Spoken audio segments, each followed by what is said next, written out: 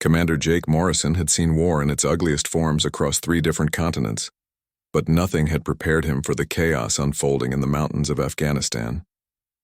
The mission was supposed to be simple: extract a captured intelligence officer from a Taliban stronghold and get out before dawn.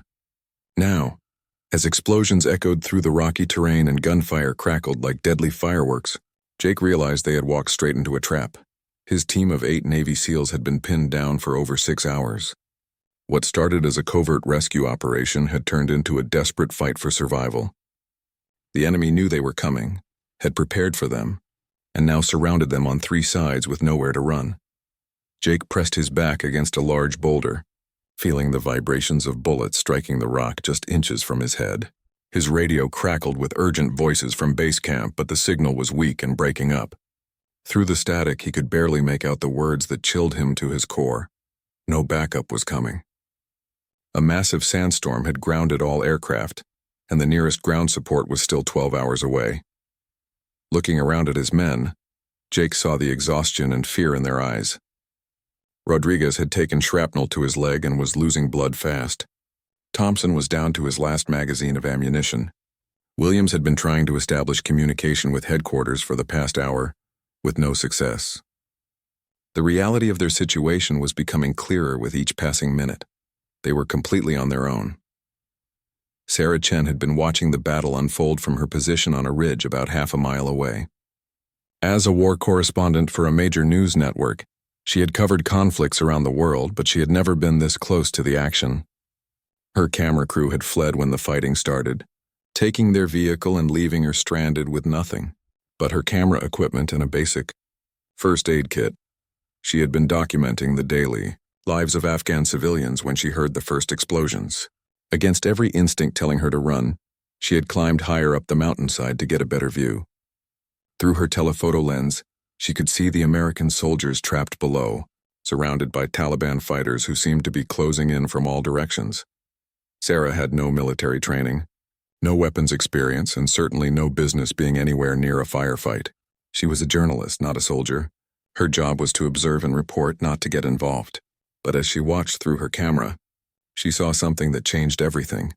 One of the soldiers was badly wounded and the others were running out of options.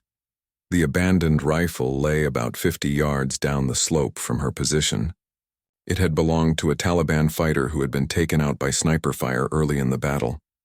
The weapon had been sitting there for hours and Sarah had been staring at it almost as long. She knew nothing about guns beyond what she had seen in movies, but she could see that the American soldiers desperately needed help. Jake was trying to come up with a plan when he noticed movement on the ridge above them. Through his binoculars, he could make out a figure, definitely not military, probably a civilian who had gotten caught in the wrong place at the wrong time. He cursed under his breath, knowing that innocent people in the area made their situation even more complicated. The Taliban fighters were getting bolder, moving closer to their position under cover of smoke grenades. Jake estimated they had maybe 30 minutes before the enemy would be close enough to overrun their defensive position. His mind raced through possible escape routes, but every option seemed to lead to certain death. Rodriguez groaned in pain, his face pale from blood loss. Jake knew his wounded teammate needed medical attention soon or he might not make it.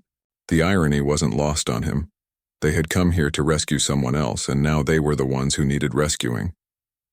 Sarah's hands trembled as she set down her camera and started moving toward the rifle.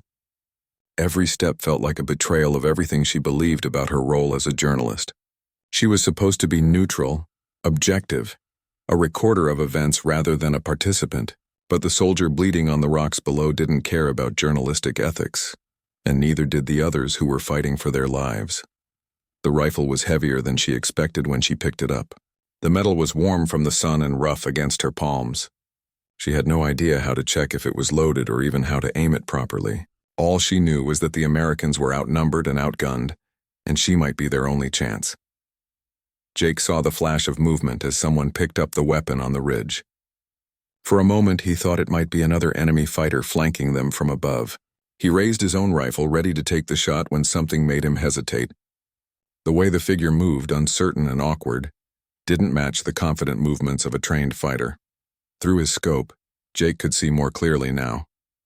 It was a woman, definitely not military, holding the rifle like she had never touched a weapon before in her life. She appeared to be trying to figure out how it worked, turning it over in her hands with obvious confusion. The situation was becoming more surreal by the minute. Jake was trapped with his dying teammate and a dwindling ammunition supply, surrounded by enemies who wanted them dead.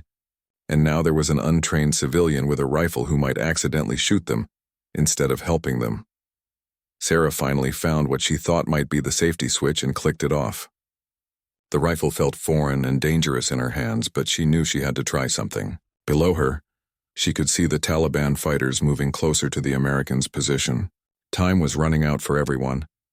She took a deep breath, raised the rifle to her shoulder like she had seen in countless movies, and tried to line up the sights with one of the approaching enemy fighters. Her hands shook so badly she could barely keep the weapon steady. This was either going to save lives or get everyone killed, including herself.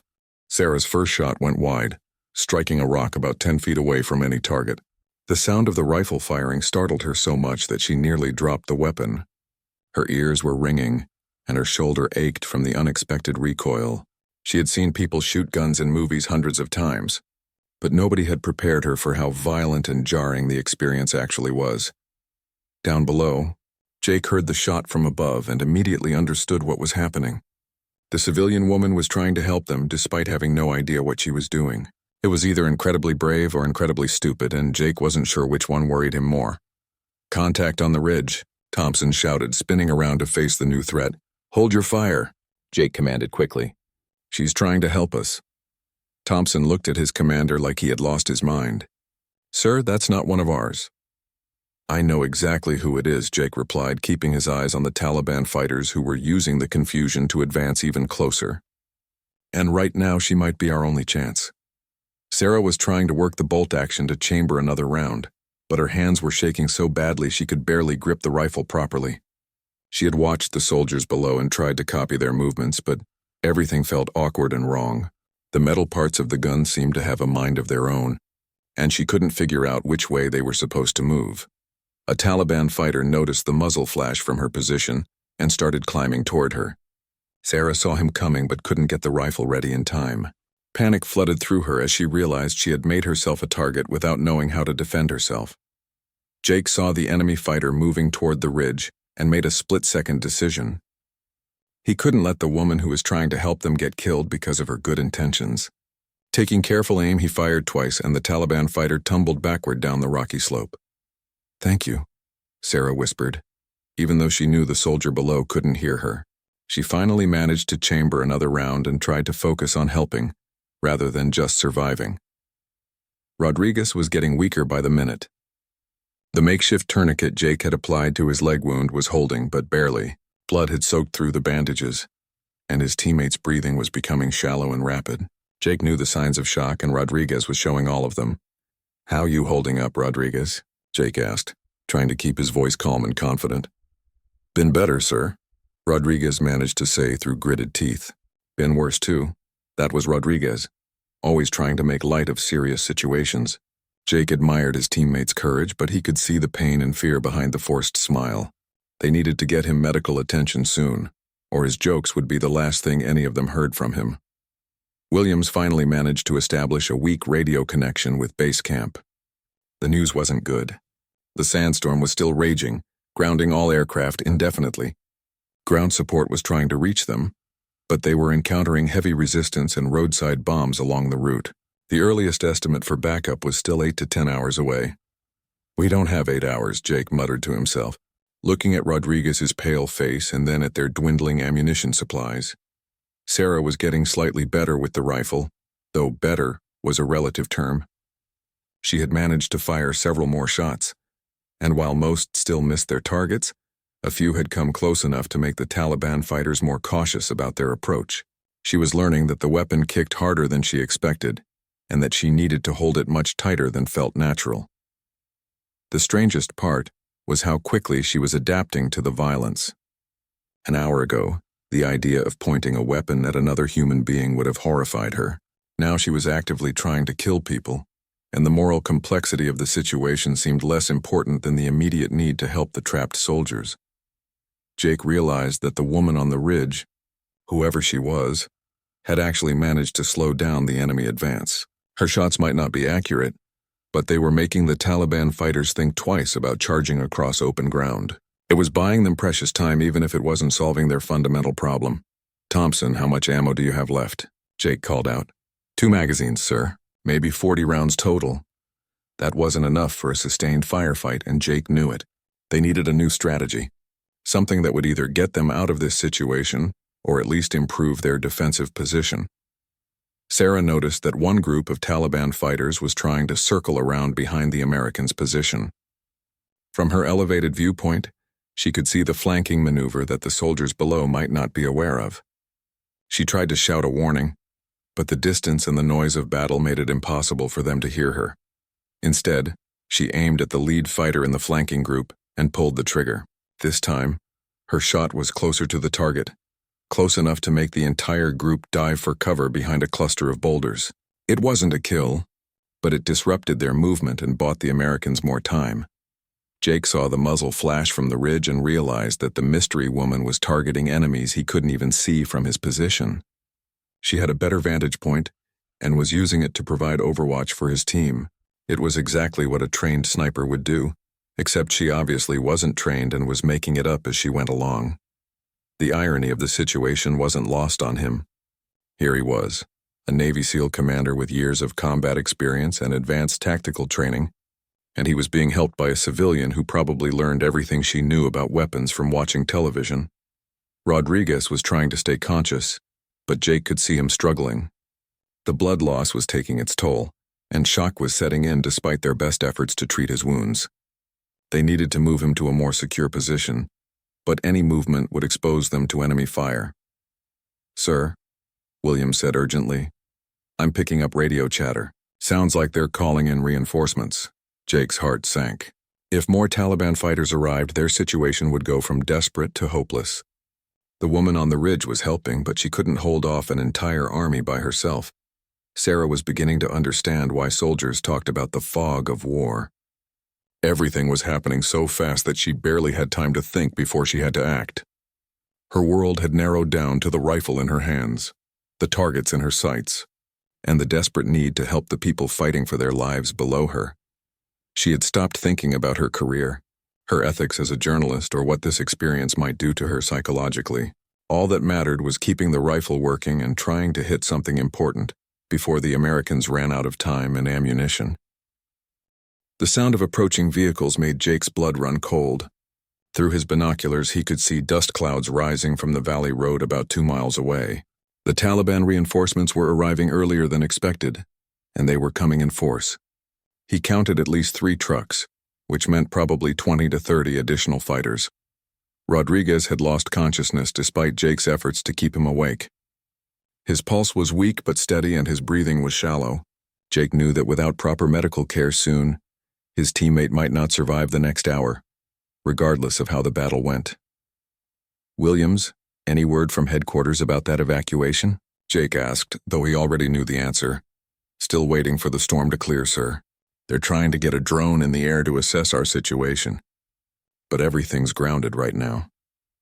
Sarah had been watching the approaching vehicles too, and the reality of what was about to happen hit her like a physical blow. She was about to witness the deaths of 8 American soldiers, and there was nothing she could do to prevent it. Her amateur efforts with the rifle had helped temporarily, but against overwhelming numbers, it wouldn't matter. She thought about her editor back home, who would probably fire her for getting involved in the story instead of just reporting it. She thought about her parents, who would be devastated if something happened to her in this godforsaken place. Most of all, she thought about the wounded soldier lying behind the rocks below, and how his family would never see him again if she didn't find some way to help. The first reinforcement truck stopped about half a mile away, and fighters began pouring out of the back. Sarah could see them organizing into assault groups, preparing for what would likely be a final coordinated attack on the Americans' position. Through her camera's telephoto lens, she counted at least 15 fresh fighters, all armed with automatic weapons and what looked like rocket-propelled grenades. Jake was doing rapid calculations in his head. 8 tired SEALs with limited ammunition against potentially 40 Taliban fighters with fresh weapons and good defensive positions. The math was simple and brutal. They were going to lose. "Listen up," Jake called to his team. "Reinforcements are coming and we're outnumbered about 5-1. I want everyone to understand the situation clearly." His men nodded grimly. They were professional soldiers who had trained for exactly these kinds of scenarios. They knew the odds and they knew their duty. "Our primary mission is still to get Rodriguez out of here alive," Jake continued. "Secondary mission is to take as many of them with us as possible." Questions? There were no questions. These men had served together for 2 years and they trusted their commander completely. If Jake said they were going to fight their way out, they would follow him into hell to do it. Sarah realized she was crying, though she couldn't remember when the tears had started. The professional journalist in her knew she should be documenting this moment, recording the last stand of brave soldiers for posterity. Instead, she found herself checking the rifle again, making sure she had ammunition ready for whatever was about to happen. The second truck had stopped, and more fighters were taking positions around the Americans' defensive perimeter. Sarah could see that they were preparing for a coordinated assault from multiple directions simultaneously. Even if the soldiers were the best in the world, they couldn't defend against attacks coming from everywhere at once. Jake was studying the terrain through his scope, looking for any possible escape route they might have missed. There was a narrow ravine about 200 yards to their east, but reaching it would require crossing open ground under heavy fire. With Rodriguez unconscious and bleeding, carrying him that distance seemed impossible. "Thompson, Williams, I want you two to provide covering fire toward the road. Johnson and Martinez, watch our 6 for any flanking attempts. Stevens, help me get Rodriguez ready to move." Sarah watched the soldiers preparing for what looked like a final desperate charge. She had covered enough military actions to recognize the signs. They were getting ready to break out of their defensive position and make a run for better cover. It was dangerous under the best circumstances, and with a wounded man to carry, it bordered on suicidal. The third truck arrived, and Sarah's hope died completely. There were simply too many enemy fighters now. Even if the Americans were incredibly lucky and incredibly skilled, the numbers were overwhelming. She found herself gripping the rifle tighter, as if holding it harder would somehow make her more effective with it. Jake made the difficult decision that commanders sometimes have to make. Change of plans. "Stevens and Johnson, you're staying here with Rodriguez. Keep him stable and hold this position as long as possible. The rest of us are going to try to draw their attention and thin out their numbers." It was essentially a suicide mission, disguised as a tactical maneuver. Jake was sacrificing the majority of his team to give Rodriguez and 2 guards a slightly better chance of survival until rescue arrived. It was the kind of decision that would haunt him forever if he lived long enough to be haunted by anything. Sarah understood what was happening below. She had seen enough warfare to recognize a last stand when she saw one. 6 soldiers were about to charge into overwhelming enemy fire to protect their wounded teammate and buy time for a rescue that might never come. The Taliban fighters were moving into their final positions, preparing for what they probably assumed would be an easy victory over a trapped and outnumbered enemy. Sarah could see their confidence in the way they moved, casual and unhurried. They had no reason to expect any surprises. That's when Sarah made the most important decision of her life. She wasn't a soldier. She wasn't trained for combat, and she certainly wasn't qualified to change the outcome of a military engagement. But she had something the Taliban fighters didn't expect: a clear view of their entire operation from an elevated position they had forgotten to secure. Setting down her camera equipment, Sarah studied the rifle more carefully than she had before. She tried to remember everything she had learned about shooting in the past few hours, all the painful lessons about recoil and aiming and breathing. If she was going to do this, she needed to do it right. Jake gave the signal and his team prepared to move.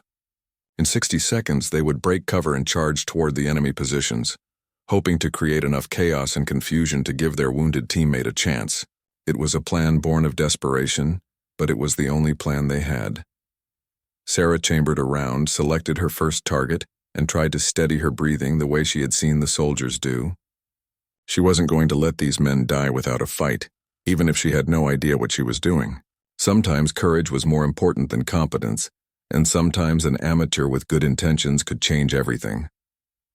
Sarah's shot cracked through the mountain air just as Jake was about to give the order to move. Her bullet struck a Taliban fighter who was positioning a rocket-propelled grenade launcher. and the man dropped the weapon as he fell backward into the rocks. The RPG clattered down the slope, coming to rest in a crevice where nobody could reach it safely. Jake immediately understood what had happened. The woman on the ridge had just eliminated one of the most dangerous threats to his team's survival. An RPG in the hands of a trained fighter could have ended their resistance in seconds, but now that weapon was out of play. "Hold position," Jake commanded, recognizing that the situation had suddenly changed. If the mystery sniper could continue to pick off key targets, it might give them options they didn't have before. Sarah was amazed that she had actually hit something important. The kick of the rifle still hurt her shoulder, and her ears were ringing from the gunshot. But for the first time since picking up the weapon, she felt like she might actually be able to help instead of just making noise. The Taliban fighters were confused by the shot from above. They had secured the high ground around the Americans' position, but somehow they had missed this elevated firing position. Squad leaders were shouting orders in Pashto, trying to locate the new threat while maintaining their assault formation. Jake seized the moment of confusion. "Thompson, Williams, can you see the shooter on the ridge?" "Got her, sir," Thompson replied through his scope. "Looks like she just took out their RPG gunner. Then we support her. Pick targets that complement what she's doing. Make every shot count." Sarah was trying to chamber another round when she noticed movement directly below her position. 3 Taliban fighters were climbing up the rocky slope toward her location, having finally figured out where the shot had come from. She had maybe 2 minutes before they reached her position, and she still didn't know how to operate the rifle quickly enough to defend herself. Panic started to set in as Sarah realized she had made herself a target without having any way to escape. The ridge position that gave her such a good view of the battlefield was also a trap. There was nowhere to run, and the approaching fighters would have clear shots at her long before she could get to safety. Jake saw the fighters moving toward the ridge and made another split-second decision. "Williams, we've got friendlies on that ridge. Take out those climbers before they reach her position." Williams adjusted his aim and fired 3 quick shots. 2 of the climbing fighters fell immediately, tumbling down the rocky slope in clouds of dust and loose stones. The 3rd fighter found cover behind a boulder but was effectively pinned down, unable to advance or retreat safely. Sarah felt a wave of relief wash over her as she realized the Americans were protecting her, just as she was trying to protect them. It was a strange partnership, a trained military unit working with a journalist who had no business being in a firefight, but it was working. Rodriguez stirred slightly, his eyes fluttering open for a moment before closing again. Stevens, who was monitoring his condition, felt for a pulse and found it slightly stronger than before. The bleeding had slowed and his breathing seemed more regular. Maybe the tourniquet and pressure bandages were working better than they had hoped. "How's he doing?" Jake asked during a brief lull in the fighting. "Stable for now, sir, but he needs real medical attention soon." Jake nodded, then turned his attention back to the tactical situation. The Taliban reinforcements were regrouping, but the unexpected sniper fire from the ridge had disrupted their planned assault. They were being more cautious now, which bought the Americans time but didn't solve their fundamental problem of being outnumbered and surrounded. Sarah had found a rhythm with the rifle. Load, aim, breathe, squeeze the trigger gently rather than jerking it. The recoil still startled her every time, but she was learning to control it better.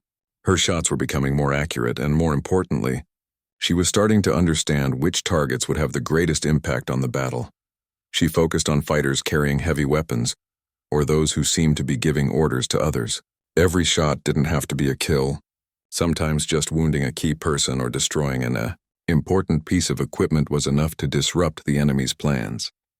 The Taliban commanders were growing frustrated with the situation. What should have been a simple, overwhelming assault had turned into a prolonged firefight, with casualties mounting on their side. The Americans were supposed to be trapped and helpless, but instead, they were fighting back effectively with help from an unknown sniper. Jake received an unexpected radio transmission from base camp. The storm was starting to clear in some areas, and they might be able to get air support within the next 2 hours. It wasn't immediate relief, but it was the first piece of good news they had received all day. 2 hours, Jake muttered to himself. They had to hold their position for 2 more hours against overwhelming odds. With limited ammunition and a wounded teammate, it seemed impossible. But the woman on the ridge was giving them a chance they didn't have before. Sarah was learning to read the battlefield like a soldier. She could see how the enemy fighters moved, where they took cover, and how they communicated with each other. Her journalism background was actually helping. She had spent years observing people and understanding group dynamics, and those skills translated surprisingly well to combat situations. She noticed that the Taliban fighters seemed to be running low on ammunition too. Their rate of fire had decreased significantly over the past hour, and they were being more selective about their targets. The battle was becoming a test of endurance as much as firepower. A new group of fighters arrived on foot from the east, but these men looked different from the others. They moved with more discipline and carried better equipment. Sarah realized that elite reinforcements had arrived, probably special forces or foreign fighters with advanced training. Jake saw them too and recognized the threat immediately. "Heads up, everyone. We've got professional soldiers incoming from the east. These guys aren't going to make the same mistakes as the others." The new arrivals immediately began to assess the situation with military precision. They spread out into proper tactical formations, established fields of fire, and started coordinating with the existing fighters in a way that showed real combat experience. Sarah watched them through her scope and felt her confidence drain away. These men moved like the American soldiers below, purposeful, efficient, and deadly. They would quickly figure out her position and eliminate the threat she represented. One of the new fighters was carrying what looked like a sniper rifle of his own. Sarah realized that her amateur efforts were about to be countered by a professional who actually knew what he was doing. The brief advantage she had given the Americans was about to disappear. Jake saw the enemy sniper taking position and knew they were in serious trouble. A trained marksman with a good rifle could pick off his entire team from a safe distance. Their only hope was that the woman on the ridge could somehow interfere with the enemy sniper's plans. Sarah took a deep breath and tried to steady her hands. She had never imagined that her life would come down to a shooting contest with a trained killer. But that's exactly what was about to happen. Everything depended on whether a journalist with a few hours of experience could outshoot a professional soldier. The enemy sniper was setting up his rifle with methodical precision, checking wind direction and calculating distances just like Sarah had seen in military documentaries. She watched him through her scope, knowing that once he was ready, her usefulness to the trapped Americans would be over. He would eliminate her with his first shot, and then systematically pick off the soldiers below. Sarah made a desperate decision. Instead of waiting for the professional sniper to get ready, she would try to disrupt his setup while he was still vulnerable. It was a terrible plan with almost no chance of success, but it was better than doing nothing and watching everyone die. Her shot missed the sniper but struck his rifle scope, shattering the lens and sending glass fragments into his face. The man rolled away from his weapon, clutching his eyes and shouting in pain. It wasn't a kill, but it had eliminated the immediate threat and bought them more time. Jake couldn't believe what he had just witnessed. The civilian woman had somehow managed to disable a trained sniper with what appeared to be pure luck and determination. It was the kind of shot that even experienced military marksmen would have trouble making under pressure. "Did you see that?" Thompson asked in amazement. "I saw it, but I don't believe it," Jake replied, watching as the wounded sniper was helped away from his position by other fighters. Sarah was as surprised as anyone by her success. She had aimed for the sniper's center mass, the largest target, but the rifle had kicked differently than expected and the bullet had gone high. Sometimes being wrong in exactly the right way was better than being precisely correct. The Taliban fighters were becoming increasingly frustrated and disorganized. Their carefully planned assault had been disrupted multiple times by an unknown shooter they couldn't locate or eliminate. Morale was dropping, and some of the less experienced fighters were showing signs of wanting to withdraw from the engagement. Rodriguez opened his eyes again, this time staying conscious for longer than a few seconds. "What's happening?" he asked weakly. "We're getting help from an angel on the ridge," Stevens replied, changing the bandage on Rodriguez's leg wound. "Someone up there is watching out for us." "An angel with a rifle," Rodriguez managed to smile despite his pain. "That's a new one." Jake checked his watch and realized they had been fighting for almost 8 hours.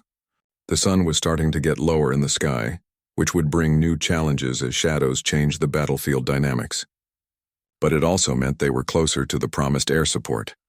Sarah was feeling the physical and emotional toll of the prolonged engagement. Her shoulder was bruised and sore from the rifle's recoil. Her hands were shaking from exhaustion and adrenaline, and she was running low on ammunition. The rifle had come with only one extra magazine, and she was down to her last few rounds. More concerning was her mental state. She had definitely killed at least 2 people and wounded several others. The reality of what she had done was starting to sink in, despite the immediate need to keep fighting. She had crossed a line that she could never uncross, and she would have to live with the consequences for the rest of her life. A new sound reached them from the distance, the distinctive rotor noise of helicopters. Jake grabbed his radio and tried to establish contact with the approaching aircraft. After several attempts, a voice crackled through the static. "Ground team, this is Rescue 1. We have your position marked and are inbound for extraction. Can you mark your location with smoke?" Jake felt hope flooding through him for the first time in hours. "Rescue 1, we are pinned down by approximately 30 hostiles.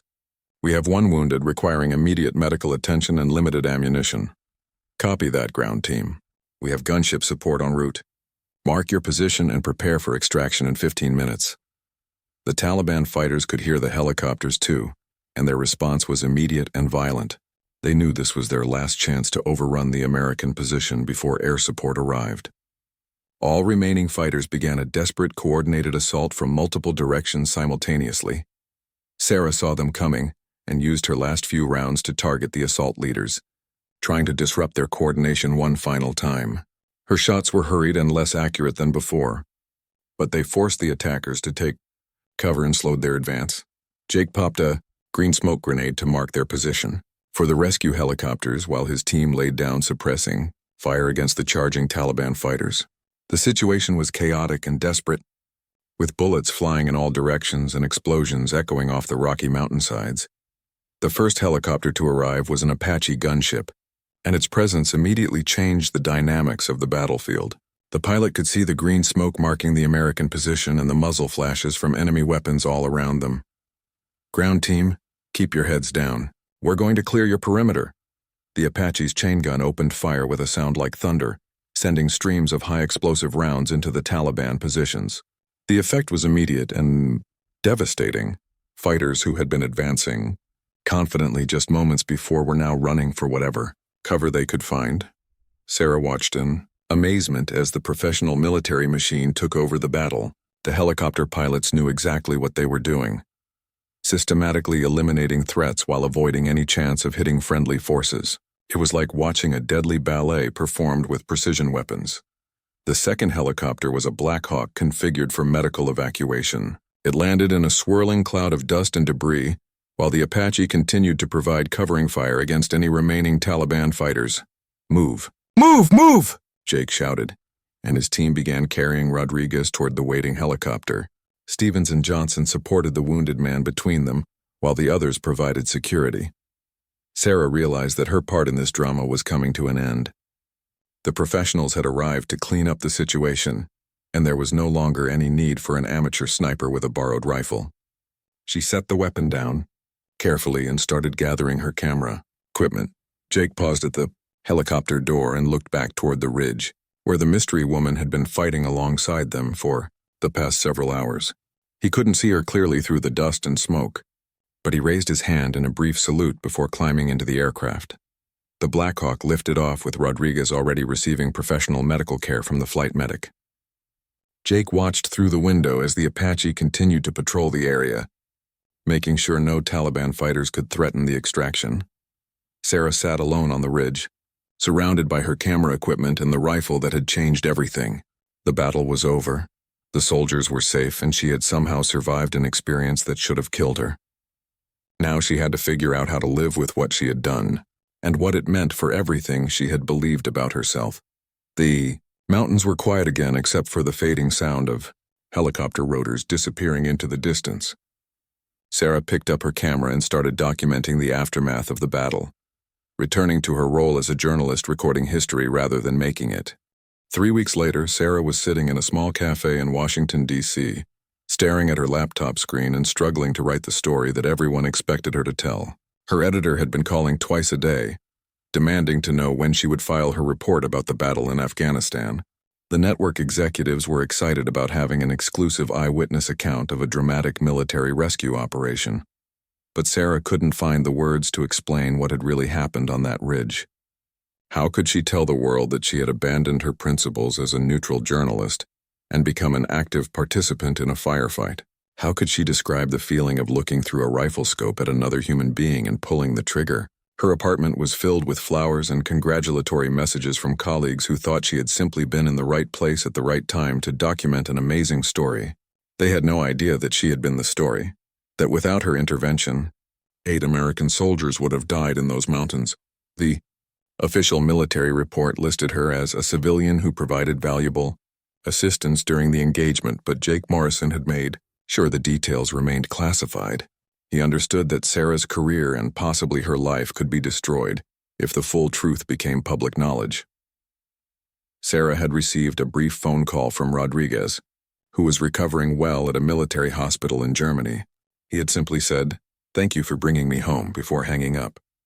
Those 6 words meant more to her than all the journalism awards she had ever won. The nightmares had started 2 days after she returned to the United States. Every night she relived those hours on the ridge, feeling the weight of the rifle in her hands and seeing the faces of the men she had shot. Her therapist said it was normal for combat veterans to experience these symptoms, but Sarah wasn't a veteran. She was a journalist who had stepped outside her role and couldn't find her way back. Jake Morrison was dealing with his own complicated feelings about the incident. His team had survived because of help from an untrained civilian who should never have been anywhere near a combat zone. It challenged everything he believed about military operations and the role of non-combatants in warfare. He had written a personal letter to Sarah, trying to express his gratitude for what she had done, but he had never sent it. What could he say to a woman who had saved his team's lives by violating every principle of journalistic neutrality? How could he thank someone for becoming something she never wanted to be? Rodriguez had made a full recovery and was back on active duty, though he would carry scars from his wounds for the rest of his life. He thought about the woman on the ridge often, wondering what had motivated a civilian to risk everything for soldiers she didn't even know. The rest of Jake's team had been decorated for their actions during the engagement, but none of them could talk openly about the most important part of the story. They had been saved by a journalist with a borrowed rifle, and that fact would remain classified forever. Sarah finally made a decision about her story. She would write about the courage and professionalism of the American soldiers she had observed, about their dedication to each other and their refusal to abandon a wounded teammate.